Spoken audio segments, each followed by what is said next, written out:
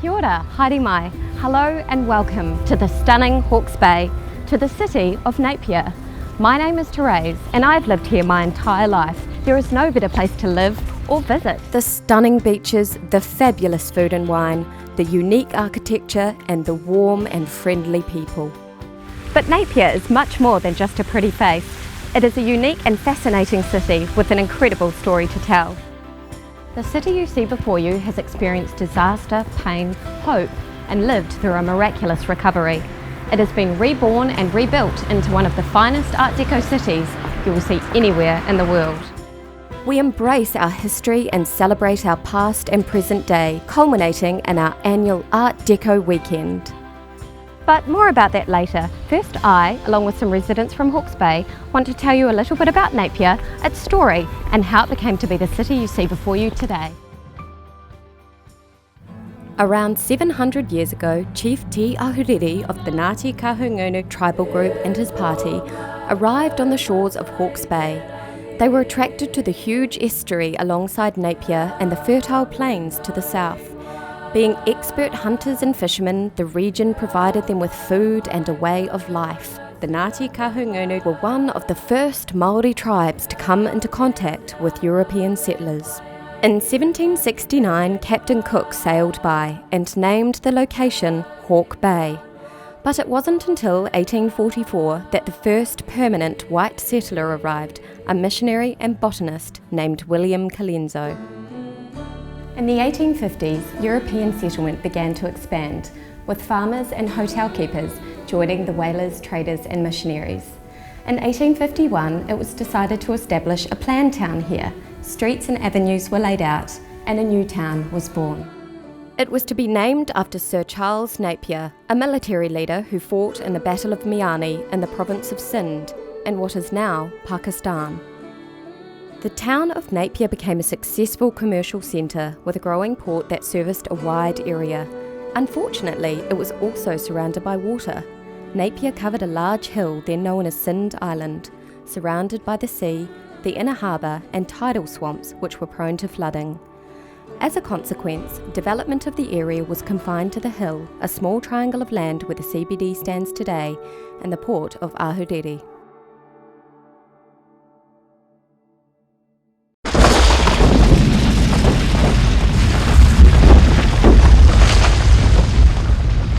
On February 3rd, 1931, at 10:47 a.m, disaster struck the region. A massive earthquake measuring 7.8 on the Richter scale shook the earth violently for 2.5 minutes. Its devastation was spread over 100 square kilometres and its tremors could be felt throughout most of New Zealand. Well, it was a very, very hot day. And I set off to school, meeting various friends on the way. I just turned 11. It was so hot, in fact, that when we were let out for what was called play, we went under some trees which are no longer there to get a bit of shelter. Somebody said, one of the teachers, "Oh, it's an earthquake." The noise, the awful noise, sort of a gronching noise. It was such a noisy earthquake and everything seemed to move. The playground didn't seem to stay still. Well, it didn't. Everybody was thrown to the ground. I looked up and as I turned I saw bricks zigzagging along the furthest away wing. I went for my life and I actually got to the gateway when there was a terrible bang, and that was the nurses' home coming down, I think. It was very, very dusty. Cars kept coming up to go to the hospital, which was a bit stupid really, because there was no hospital. And the head called out loudly that no one was to leave the school grounds. But this is the first time probably I disobeyed anybody. Fortunately, my mother was a good sprinter too, and she had her baby on her hip. And we were so pleased to see one another. Within minutes, fires had broken out and buildings were engulfed in flames. The winds picked up strength, pushing the fires through the city, and with broken water mains, the fire brigade were fighting a losing battle. Most of the buildings that survived the quake were tragically gutted by the fires, which raged for 36 hours, the ruins smouldering for several days. Rescue aid also came from the Royal Navy sloop HMS Veronica, which had berthed in Napier's harbour that morning. On deck, sailors watched the devastation and quickly radioed Auckland for assistance before rushing to the town to help with rescue efforts. The cruisers HMS Dunedin and Diomede arrived the next dawn, each ship carrying 450 men and officers, doctors and nurses from Auckland Hospital, and medical and emergency equipment. On Thursday, a man arrived at our door and said that women and children had to be evacuated because all the fish that had been left high and dry when the water rushed out in the inner harbour had begun to ferment, and they were worried about typhoid and things like that. I was sent to Hamilton, where my mother had a very close friend. You should always discuss these things with the child first. We were up there till the end of March. 261 people lost their lives throughout Hawke's Bay, with many more suffering injury. The Hawke's Bay earthquake is still the worst natural disaster in recorded New Zealand history. But when I came back, I was dumbfounded. We overlooked the city and it just looked one awful mess. When we came back, there were sort of gaps where everything was cleared. There were no front-end loaders, no tractors, so it was all sort of pick and shovel. And well, when you saw the sailors in town getting people out of buildings, and they hadn't anything really except their manpower to do it. So I reckon men are mighty. They show that they've got lots of courage, they've got good ideas, and they set about quite quickly to use their ideas. From the ashes of a grieving city, shaken to its foundations and destroyed by fire, came an unexpected gift, the gift of land.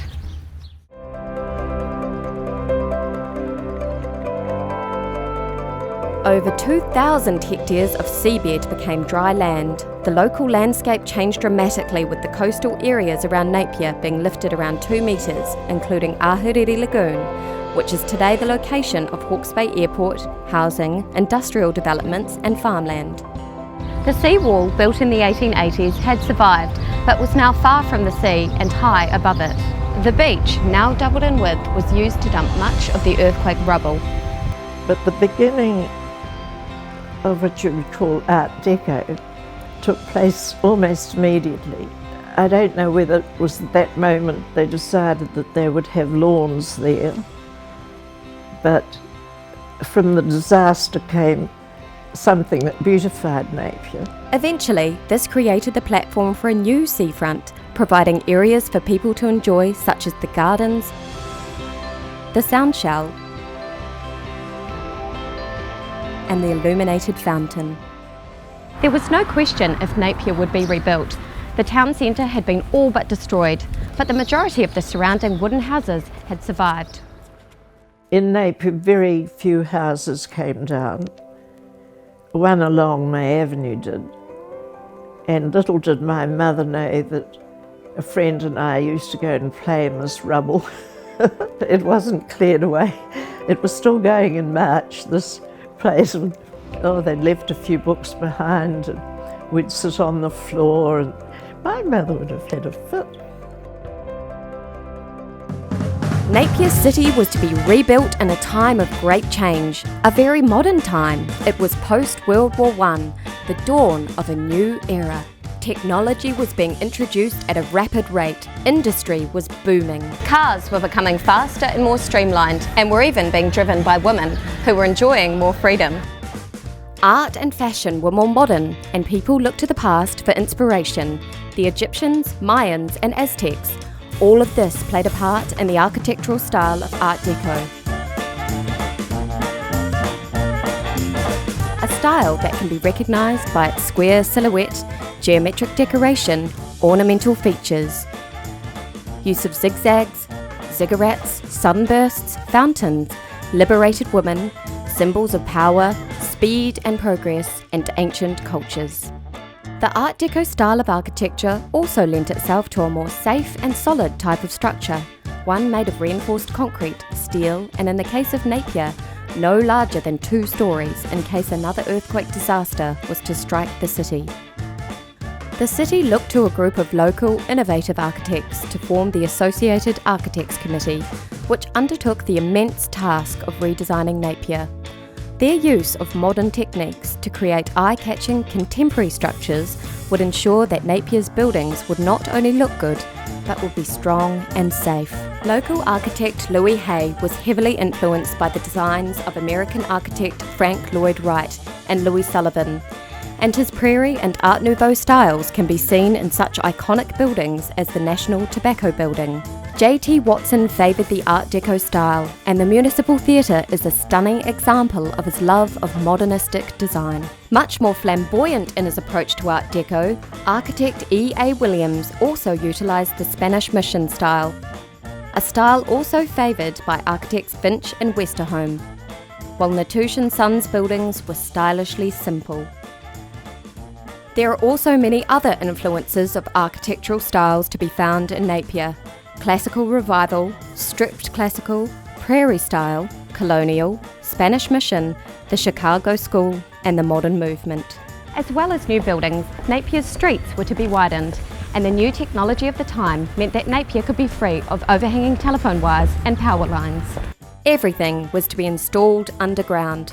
Although common from the 1960s, this was a first for New Zealand. Tradesmen came from all over the country to find work, and the reconstruction was largely completed in 2 years.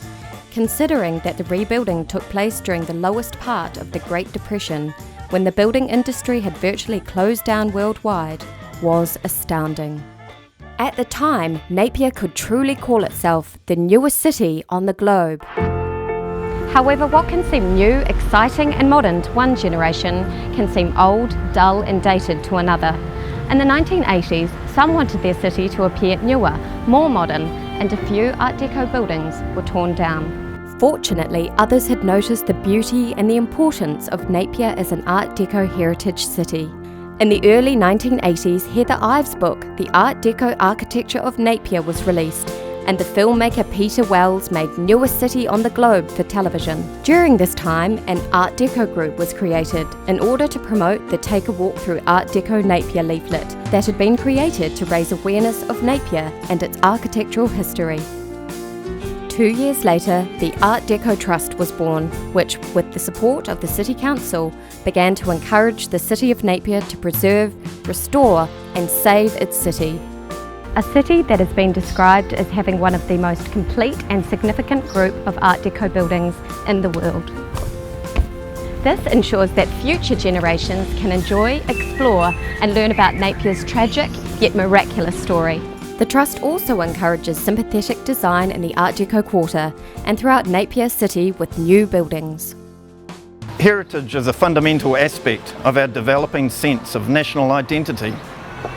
Preservation and conservation of the past, combining that with the creation of our future heritage, must become a matter of deliberate design, not chance. This is something that architects use. It's really a statement from our profession. You're an architect here in Napier. Can you please explain to us how we go about putting new architecture in with the old Art Deco architecture? Well, simply, new architecture must enhance, not conflict with the old architecture. That's the basic principle. Right. And in the design process, architects must consider the constraints, the context of the site, and any specific heritage features that might be associated with that project. And so what sort of specific heritage features do you think that people can look out for themselves? A lot of the heritage features are physical, some of them are intangible, so that it's more the stories behind the use of the building in the past. But a lot of the heritage physical features, you're talking about the scale of the building, you're talking about the style, you're talking about the materials that have been used and the textures and the colours. So would you use new materials or would you use the same materials from that era? a best approach is to use modern day materials. Unless you're looking to restore the building back to its former glory, then that's a different process. But when you're designing new buildings next to old heritage buildings, the contemporary materials are a lovely juxtaposition with the old heritage. Wonderful. So what is the role of the architect in the process? Well, the architect's role is to recognise and understand that heritage value of the building, and then to use those values in the design process to create a quality built environment. So you are trying to preserve and be custodians to the buildings of the Art Deco era? Yeah, exactly. Yeah, that's a definite. So Ian, what is the role of the Art Deco Trust in this process? The Art Deco Trust have got an incredibly important role to promote and to educate everyone, the professionals in the construction industry, the building owners, the tenants and the community, to educate us all about the heritage of Art Deco, so that we can grow and develop that part of our identity that is uniquely Art Deco. Wonderful. Thank you so much, Ian. You're welcome. To celebrate our Art Deco heritage even further, in 1989, the first Art Deco Weekend was held.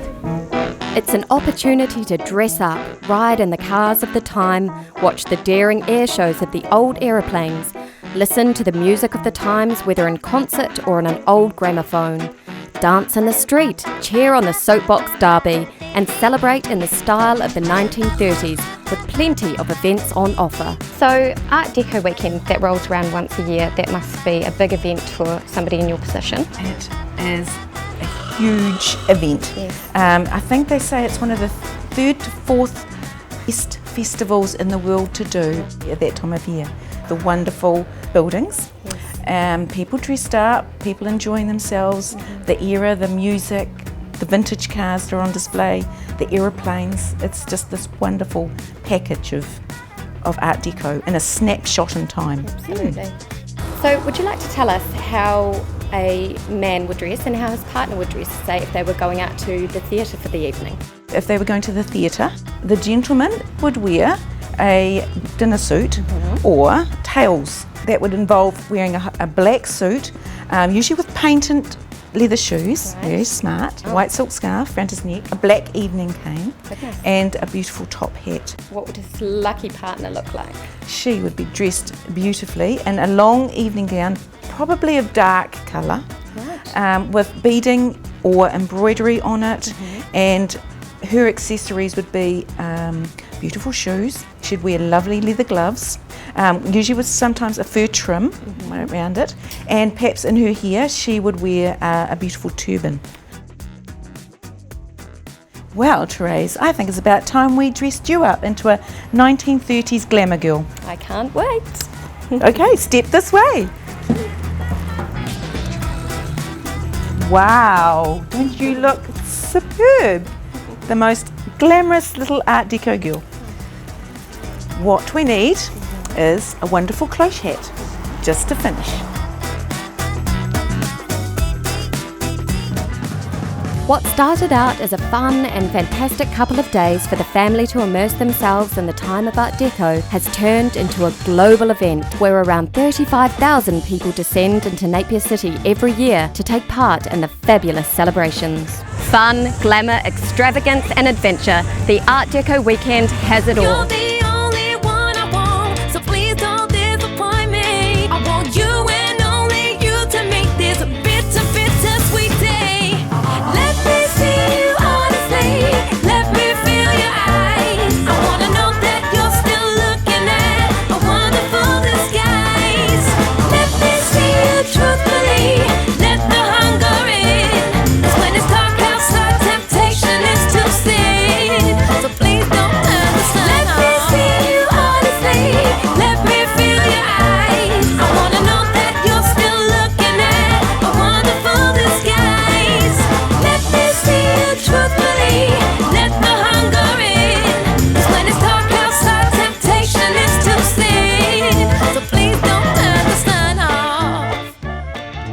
The Art Deco Weekend generates millions of dollars in revenue for the region and has put Hawke's Bay on the international map and is growing year on year.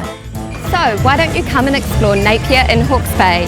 We can't wait to welcome you to our shores, show you around our extraordinary city and share our unique history with you. Haere rā and goodbye. We can't wait to see you soon.